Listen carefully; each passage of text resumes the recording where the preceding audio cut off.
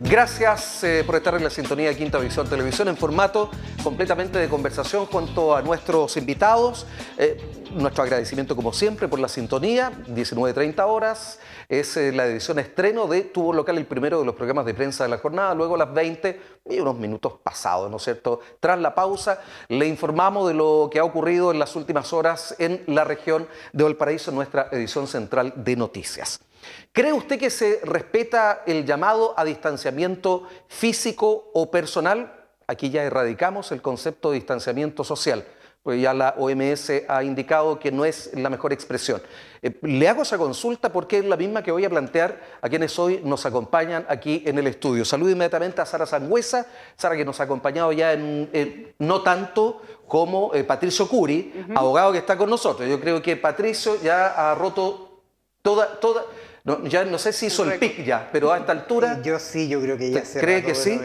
Sara, psicóloga del proyecto Te Escuchamos en Cuarentena, y nuestro abogado, siempre digo, ad honorem completamente. Por supuesto. Disponible y dispuesto siempre para estar con ustedes y ayudarnos en lo que dice relación, incluso no solo con la materia legal, sino que con su expertise en distintos campos. Gracias. Así es que gracias, Patricio. Y bueno, ¿cuánto es? Se ha sugerido, se ha recomendado. Escuchábamos hace un tiempo 1 metro, después se dijo 1,5 metros. Escuchamos prontamente, porque las informaciones van cambiando día tras día. La mascarilla no servía, después sí servía, había que utilizarla, no había que... bueno, ¿para qué voy a seguir con el detalle si usted sabe muy claramente lo que está ocurriendo a propósito de la pasada del coronavirus, de esta pandemia por el planeta y obviamente por nuestro país? Pero la pregunta es si efectivamente se están cumpliendo estas normativas, o más que normativa, es un llamado a la autorresponsabilidad. Difícil, Carlos, porque resulta de que operan una serie de mecanismos en las personas que llaman como a tratar de hacer normalidad algo que no es normal, finalmente, porque esto que estamos viviendo no es una cosa normal, y eso significa que las personas intentan normalizarlo, y una manera de normalizarlo es tratar de vivir la vida... Sara, perdón, me da la impresión que cual. no estás de acuerdo con el concepto de nueva normalidad, entonces. No estoy de acuerdo con ese concepto. Ya me di cuenta. Sí, al tiro. No estoy de acuerdo con ese concepto, porque aquí finalmente, claro, tenemos que adaptarnos a algo distinto, y en algún minuto va a ser normal y no sabemos qué es lo que va a ser normal de aquí en adelante, porque lo vamos a construir entre todos. Y definitivamente va a ser distinto, Patricio, a lo que hasta antes del virus, ¿no es cierto?, llamábamos normal. Bueno, yo creo que hay que mirar la historia de nuestro país. Yo creo que la historia nos va a enseñar mucho, porque quizás lo que el gobierno quiere decir como nueva normalidad son simplemente cosas que en la década de principios del siglo pasado fueron con las epidemias. Obviamente que no era, esta epidemia es la primera epidemia global que se ha dado en la humanidad, porque el virus se esparció por los aviones. Esa es una cosa que nunca se dio. El virus se esparció por los aviones, y es la primera vez, y es un experimento social en desarrollo, que el mundo se paraliza. Esto no se había visto nunca, repito, nunca se había dado, y por lo tanto lo que nos vamos a tener que enfrentar es que obviamente las medidas de higiene, que eso que uno cuando era chico le decía lávate las manos, no entendía, bueno, ahora lo vamos a tener que entender necesariamente con una enfermedad que es nueva, que no sabemos su origen, que tiene grados de mortalidad, pero por lo que a mí me da la impresión es que hay algunos resultados relativamente eficientes que han habido en Chile. En parte puede ser por algunas medidas sanitarias, pero también en parte por la geografía. Ahora entendemos por qué el desierto ha sido una protección de nuestro país de muchas enfermedades. Tiene una justificación. Pero en el resto de las regiones no así en la metropolitana. O sea, no, lo que pasa es que Santiago es un caso aparte, porque justamente el desafío de este virus es que nos está demostrando de que muchas cosas que damos por sentado no eran tales. Por ejemplo, de que todos tenían acceso a Internet, no era real. Que toda la gente iba en el fondo a tener una posibilidad de teletrabajar, y que le iba a gustar teletrabajar, tampoco es verdad. Entonces estamos poniendo muchos supuestos que dábamos por sentado, nos hemos dado cuenta que no es real, y nos vamos a tener que enfrentar a algo que yo siempre he dicho, que este es un país pobre, atrasado y subdesarrollado. Sin duda, yo creo que esa vestimenta de jaguar que en algún momento tratamos de colocarnos nos desnudó hoy día, y hemos quedado en la realidad más pura. Pobre pero digno podemos ser, pero no... Como Condorito, como era, pobre pero honrado. Pobre pero honrado, y digno quizás. ¿Sí? Y de alguna manera identifica lo que es nuestra sociedad. Hemos vuelto a revivir a Condorito y a Pepo. Pero el tema va incluso mucho más allá de 1 metro, 2 metros. Hay quienes hoy día se han atrevido a riesgo de enfermarse ellos mismos. Yo no sé, porque no estamos en un país en donde haya confinamiento absoluto. No hay cuarentena total. No obstante aquello, hay muchos que se han arriesgado incluso a efectuar fiestas. 480 por otro lado. Y entonces, ¿qué está ocurriendo, Sara? A ver, desde un punto de vista psicológico, el análisis que yo te puedo hacer es de que había distintos mensajes. Por un lado, tenemos la televisión transmitiendo que es en su casa, guárdese, no se exponga, pero por otro lado tenemos una serie de confinamientos que son relativos, esporádicos, por zonas, hoy día sí, mañana no, ustedes sí, la mitad de acá sí, la mitad de acá no. Eso un poco confunde a veces a las personas y se suma con mecanismos de defensa que tenemos todos los seres humanos, que son la negación. Nos encanta negar las cosas. O sea, a mí no me va a pasar nada. A mí no me va a pasar nada. Y es un mecanismo de negación que tenemos mucho en la adolescencia, ojo. Yo soy invencible, casi inmortal, ¿verdad? Y no me va a ocurrir nada. Bueno, y eso lo estamos viendo hoy en día en adultos. Lo estamos viendo incluso en adultos mayores que salen a las calles.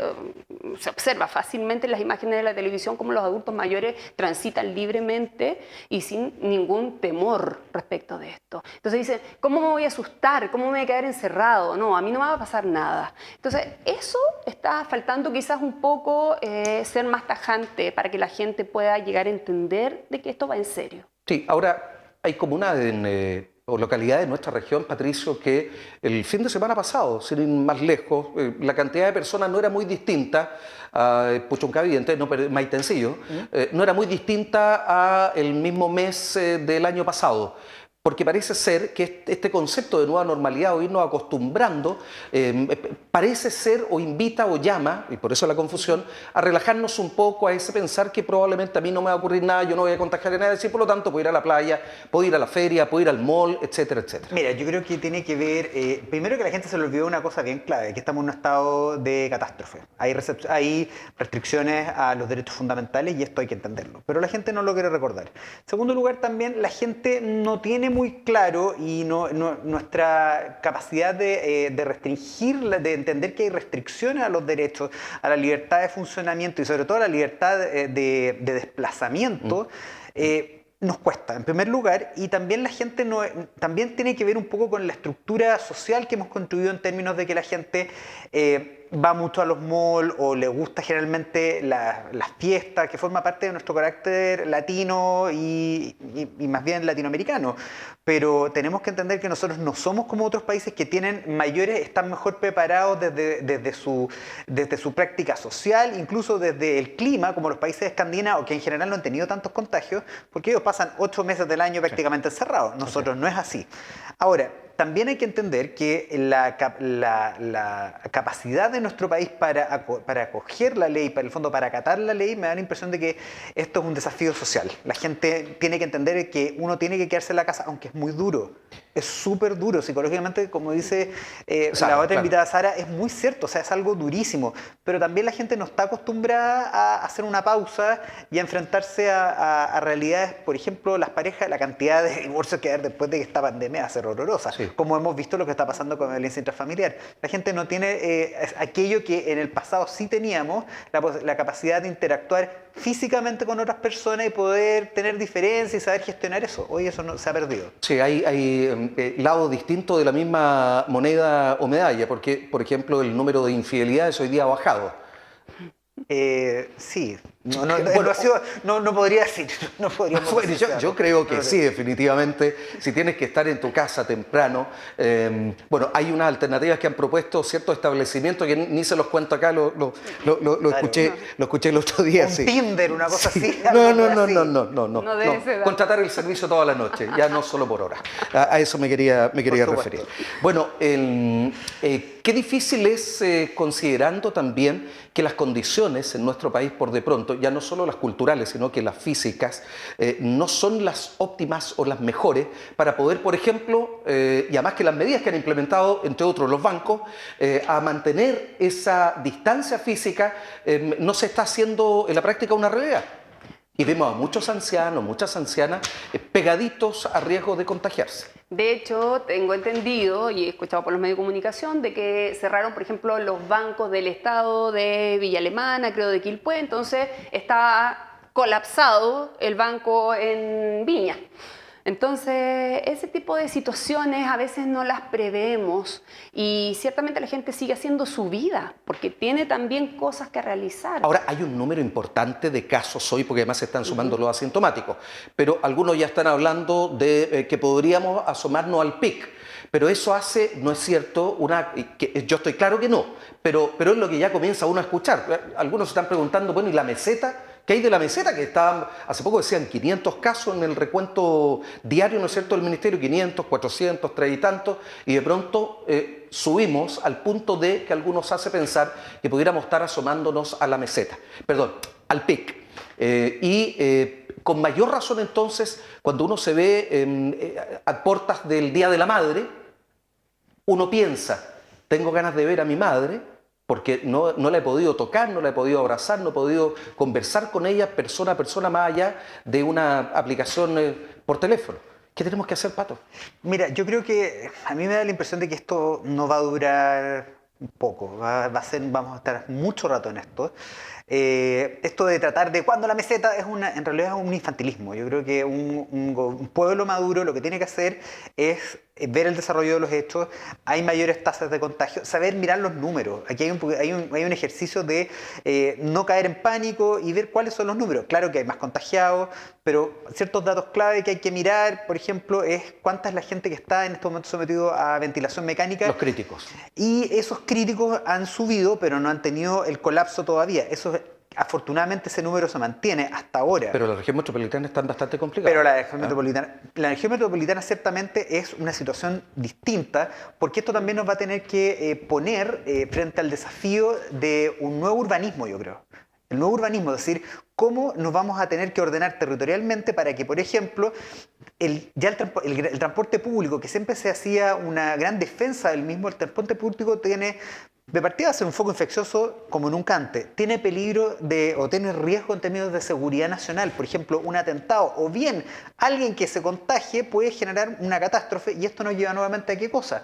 A que la gente, los hechos que tengamos que hacer en la ciudad, nuestras diligencias no van a tener que ser susceptibles de hacerse o en una distancia que podamos caminar o eventualmente andar en bicicleta o incluso más. Los automóviles hoy curiosamente van a ser una medida, el transporte privado va a evitar el contagio, es una paradoja, pero justamente podemos aceptar que todos los autos salgan o quizás vamos a tener que, perdón, una última cosita, sí. Lo que pasa un poco en Japón, que en Japón, por ejemplo, hay dos categorías de autos, los más chiquititos y menos contaminantes, esos tienen muchos más beneficios versus un auto grande. Con eso, por un tiempo vamos a poder facilitar la movilidad porque y lo pongo en un término súper concreto, la libertad de desplazamiento, claro, la Constitución me la asegura, pero si yo no me puedo subir a la micro, no tengo un auto, o no puedo subirme a una micro, o ni siquiera la ciudad está diseñada, es como que no tuviera nada de esos derechos. Allí entonces, a propósito de la locomoción pública, estamos hablando de los micros para nosotros aquí en nuestro país, ¿no es cierto? Debiera de tener un mayor control o fiscalización de parte de la autoridad. O sea, no va a poder ir llena. Perdón, es que eso es un detalle, porque uno seguramente cuando va, yo abordo las micros la mayoría de los días de la semana, y uno siente la respiración muchas veces en algunos que, el sector, ¿no es cierto?, más populoso, siente la respiración de la persona que va atrás. En Santiago es espantoso. Sin duda, y en el metro peor aún. Y han escuchado ustedes muy probablemente que muchos pasajeros le solicitan al conductor, oiga, que no tiene segundo piso la micro y los otros que van como sardinas. Ahora, para eso entonces tendría que haber una mayor fiscalización de parte de la autoridad, porque de lo contrario, si no se cumplen todos los recorridos, muchas y muchos van a quedar botados en la calle. ¿Sí o no? Y ahí está la dualidad, de que estamos de alguna manera llamando a reintegrarnos a las labores de trabajo cuando todavía no hemos llegado al pic, que más o menos, entre algunos eruditos, ¿verdad?, lo estiman de aquí a 2 semanas, finales de mayo. Bueno, se ha ido corriendo. Se ha ido corriendo, sí. De hecho, y eso es importante también porque el COVID ha ido mutando también. Claro. Tiene características distintas en nuestro país que las que tuvo en Brasil, que las que tuvo en Italia, etc. Entonces, de alguna forma, también nosotros tenemos que irnos adaptando. Yo quiero hacer una reflexión. Los antiguos, fíjate, siempre recuerdo a mi abuela, salía, miraba el viento, de dónde venía, las nubes, decía, va a llover. No, abuela, si no está pronosticado eso. pero va a llover. A lo mejor invitar a las personas a que se atrevan a mirar un poquito más alrededor, más que escuchar, sino que vayan de alguna manera alertándose a partir de sus mecanismos de acuerdo a cuáles son las contingencias que van pasando. No necesitamos que nos digan que hay un peligro, necesitamos observar de que hay cosas que están pasando a nuestro alrededor, mirar al lado, mirar cómo está nuestro vecino, nuestro amigo, si es que ha fallecido alguien cercano. Yo ya tengo varias personas cercanas fallecidas. Y esa mirada a lo mejor nos va a salvar. Yo no sé si los esfuerzos de pronto son un poco ingentes, Patricio, y no encuentran, no dan en el blanco, porque el fin de semana, Valparaíso, Viña del Mar, parecía ser que esto estaba quedando poco a poco atrás. Y ya se ve más gente a las calles, de hecho. Es que ese es el tema. Mira, hay dos cosas, y yo no lo quiero poner en términos tan duales. O sea, el problema económico es grave. Sí. La gente, aquí hay un tema de subsistencia. Por primera vez no estamos viendo el problema de la subsistencia y nos estamos dando cuenta que hay gente que tiene que ir a trabajar a sus puestos de trabajo para poder tener para comer. Y eso es una situación que es real. Pero también tenemos que ver y asegurar la salud pública. Y la sobrevivencia. Y la sobrevivencia de las personas, porque en el fondo una cosa nos lleva a la otra. Si se logra salir y se logra controlar de mejor manera la salud y la epidemia, vamos a tener una mejor situación económica. Ahora, insisto en lo mismo, hay temas que han quedado de lado y la gente no lo está hablando. Un grave problema, y que yo siempre lo he insistido, y tú lo sabes, Carlos, el tema de la sequía. Necesitamos que se hagan inversiones en agua, y eso es un tema clave.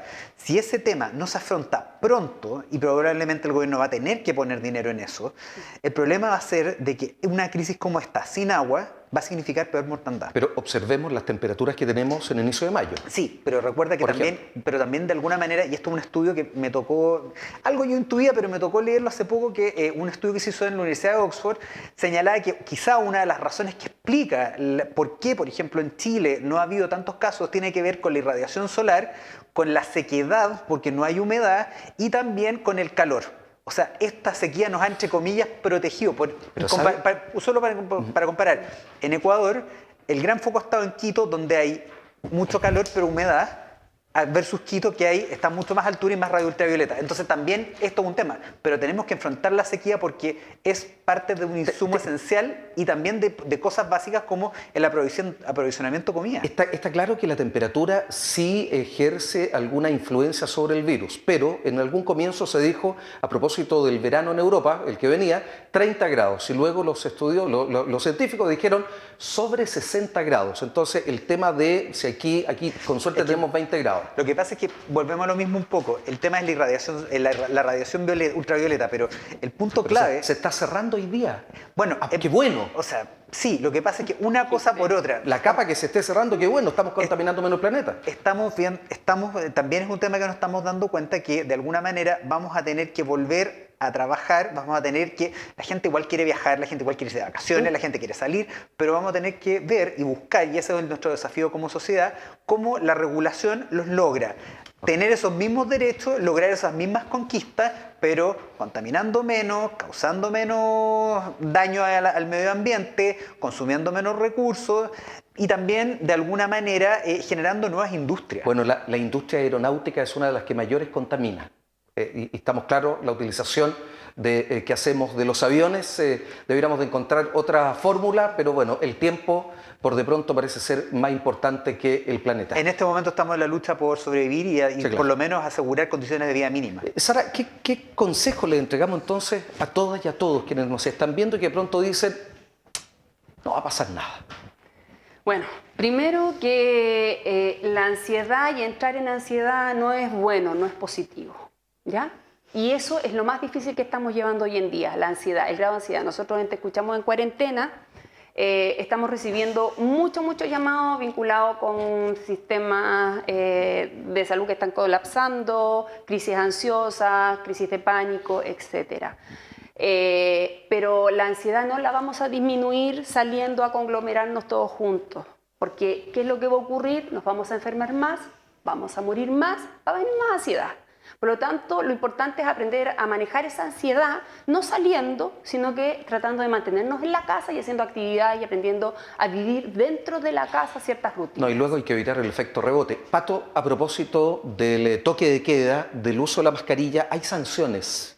Sí, yo creo que, bueno, estamos viendo personas que residen en la conducta de no respetar el toque de queda y se van a ir a las cárceles a cumplir prisión preventiva. Ahora, les recuerdo, estamos en un estado de restricción de derechos fundamentales. Esto no es porque el gobierno se le ocurrió, porque en realidad es una medida represiva. Es lo que se requiere. Esto no tiene nada que ver con la crisis social. Ni social nada, ni política. Nada. No, esto es. Y me da la impresión de las últimas informaciones de lo que estamos viendo en Santiago, yo creo que vamos a tener, no me extrañaría que en los próximos días tengamos que ver, no solo una cuarentena en total, sino que vamos a tener que ver seguramente mayor apoyo de la fuerza militar. Porque lamentablemente se está tratando, la idea es que la gente lo haga por adhesión propia, pero la gente no entiende una cosa tan básica y que yo siempre lo digo, vivir es peligroso. Vivir es peligroso, estamos llenos de peligro. ¿Y en estas condiciones peor? No, siempre. Siempre ha sido peligroso, lo que pasa es que ahora se nota más. Ahora se nota más que vivir es peligroso y la gente no se cuida. Oye, tenemos las abejas, las japonesas, las de... Sí, la vi, es del terror. Ahora vamos a tener que... Es del terror. No. Pero bueno, pero vivir es peligroso. Pueden terminar con las abejas comunes y corrientes e incluso matar a seres humanos. Por supuesto, pero si vivir es peligroso, ¿cómo tú evitas eso? Con el autocuidado, como dijo Sara, teniendo conciencia de cuáles son los riesgos, no exponiéndote, porque a veces esa prevención es más barata que la enfermedad. Una paradoja que ha pasado. Curiosamente, con toda esta crisis sanitaria por el COVID, todas las otras enfermedades que pensamos que iban a recrudecer, no recrudecieron. Entonces, hay que también sacar una experiencia de todo esto negativo y transformarlo en algo positivo. Estamos aprendiendo, todos los días. Es parte de nuestra naturaleza.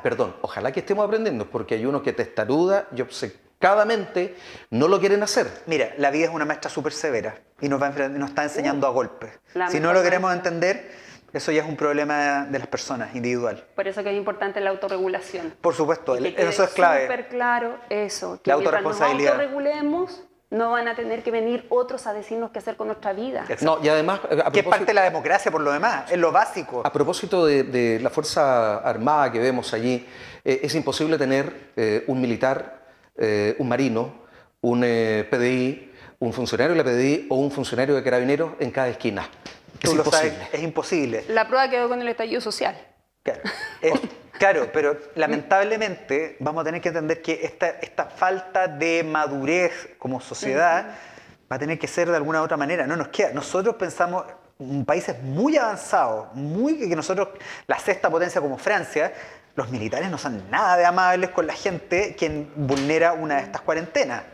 Nada amable. Y en Italia, que sufrió uno de los peores casos, el hecho de que a ti te pillaban, te decían dos cosas. Te pasaban la multa, que era barata, y después te decían un abogado, y a la segunda te ibas preso. Entonces, esto no es un tema de no democracia o no democracia, es que es lo que hay que hacer. ¿Y en la India? Bueno, eso era demasiado extremo. Sí. Yo no sé si aprendieron más rápidamente o no. Ahí se arreglan los derechos humanos, no, pero 1.300 millones de personas en cuarentena. Pero mira, no estoy haciendo apología de esto. No. Pero curiosamente, la India, con todos los problemas de pobreza, que es mucho más, tiene muchos menos problemas de higiene que nosotros, no han tenido tantos casos versus países más desarrollados. Entonces también esto nos confronta respecto de esta absoluta autonomía de los seres humanos, que yo con lo que yo quiero y nadie me puede decir nada. Entonces ahí necesitamos, falta generosidad. A propósito de lo que, ya estamos en el minuto final, Sara, a propósito de lo que señala en su intervención Patricio, parece que necesitamos medidas coercitivas siempre. Siempre. Es la única manera que al parecer podemos... No. Autorregulación. Yo velo por la autorregulación, de que las personas que están escuchando entiendan que aquí está en juego la vida. Está en juego la vida personal y en juego la vida de tu madre, de tu padre e incluso de tus hijos. Porque tenemos cifras que hay fallecidos menores. Por supuesto. No es que el virus ataque solo a la gente que está con cáncer terminal o que está con casi un ataque cardíaco. No. Con enfermedades de base. Transversalmente. ¿Ya? Se me acabó el tiempo. Quiero agradecer a Sara Sangüesa, psicóloga del proyecto Te Escuchamos en Cuarentena, que han estado muy, pero muy activos en los últimos días. Y a Patricio Curi, ya a esta altura, como siempre lo recalco. Pero me habían tenido más medio de lado, pero está bien. Estaba en cuarentena, lo teníamos confinado. Literalmente confinado en cuarentena. Pero qué bueno es verte, Patricio, y además con buena salud. Sí, es porque yo tengo que cuidarme, tengo que hacer esfuerzos adicionales. Porque no, además que tenemos que seguir trabajando. Tengo que seguir trabajando y además todos estamos, en mi caso personal, tengo muchas personas de alto riesgo y no me puedo contagiar. Bueno, gracias, Sara, Patricio. Y a ustedes lo mismo, gracias por haber estado en la sintonía de Tu Voz Local. Vienen las noticias en la edición central de Quinta Visión Televisión.